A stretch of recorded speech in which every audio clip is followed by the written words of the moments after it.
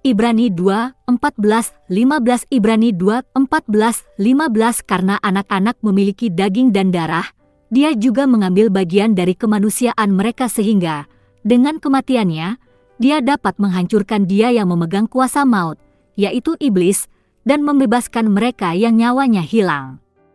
Dijauhkan darinya, dalam perbudakan karena ketakutan akan kematian. Komentar, Yesus membebaskan kita yaitu, Yesus, yang, dalam kodratnya sendiri, Tuhan, tidak menganggap kesetaraan dengan Tuhan sebagai sesuatu yang harus dilekatkan, tetapi menjadikan dirinya bukan apa-apa, mengambil kodrat seorang hamba, dibuat serupa dengan manusia. Manusia, dia merendahkan dirinya dan menjadi taat sampai mati, bahkan mati di kayu salib. Filipi 2:6-8. Kematian Kristus menyelamatkan orang Kristen dari konsekuensi dosanya, yaitu kematian terlebih dahulu. Karena upah dosa adalah maut, tetapi pemberian cuma-cuma dari Allah adalah hidup yang kekal di dalam Kristus Yesus, Tuhan kita. Roma pukul 6:23. Jadi kita tahu bahwa sejak Kristus dibangkitkan dari antara orang mati, ia tidak dapat lagi mati, maut tidak lagi berkuasa atasnya. Kematian dia mati untuk dosa sekali untuk selamanya, tetapi kehidupan yang dia jalani, dia juga menganggap dirimu mati untuk dosa, tetapi hidup untuk Allah di dalam Kristus Yesus. Roma 6:9-11. Tapi di mana iblis masuk? Mengapa membawa setan?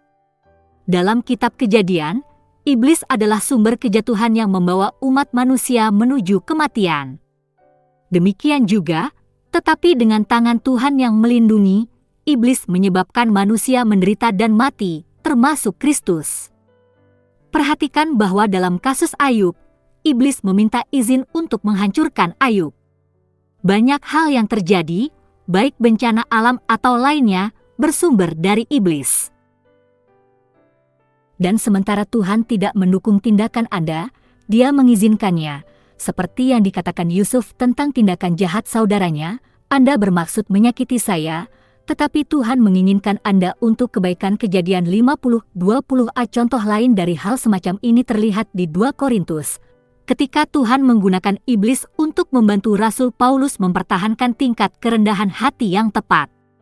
Untuk mencegah saya diyakinkan karena wahyu yang luar biasa hebat ini, saya diberi duri dalam daging, utusan setan, untuk menyiksa saya. 2 Korintus 12:7. Iblis bermaksud jahat, tetapi Allah bermaksud baik. Ada kerajaan kegelapan, diperintah oleh setan, dari mana Tuhan menyelamatkan kita. Karena Dia menyelamatkan kita dari kekuasaan kegelapan dan membawa kita ke dalam kerajaan Anak Dia mencintai. Kolose pukul 1:13. Adapun kamu sudah mati karena pelanggaran dan dosamu, di mana kamu dulu hidup ketika kamu mengikuti jalan ini dunia dan dunia pangeran kerajaan udara. Roh yang sekarang bekerja di dalam diri kita semua juga pernah hidup di antara mereka, memuaskan keinginan sifat berdosa kita dan mengikuti keinginan dan pikirannya. Seperti yang lainnya, kami pada dasarnya adalah objek kemurkaan. Tetapi karena kasih-Nya yang besar kepada kita, Allah yang kaya dengan belas kasihan menghidupkan kita bersama Kristus, bahkan ketika kita mati karena pelanggaran, oleh kasih karunia kamu diselamatkan.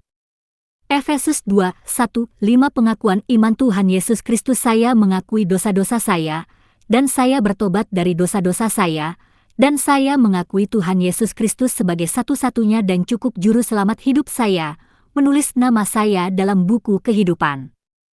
Yohanes 5:24. Saya yakinkan Anda, siapapun yang mendengar kata-kata saya dan percaya kepada Dia yang mengutus saya memiliki hidup yang kekal dan tidak akan dikutuk, tetapi telah berpindah dari kematian ke kehidupan. Yohanes pukul 5:24.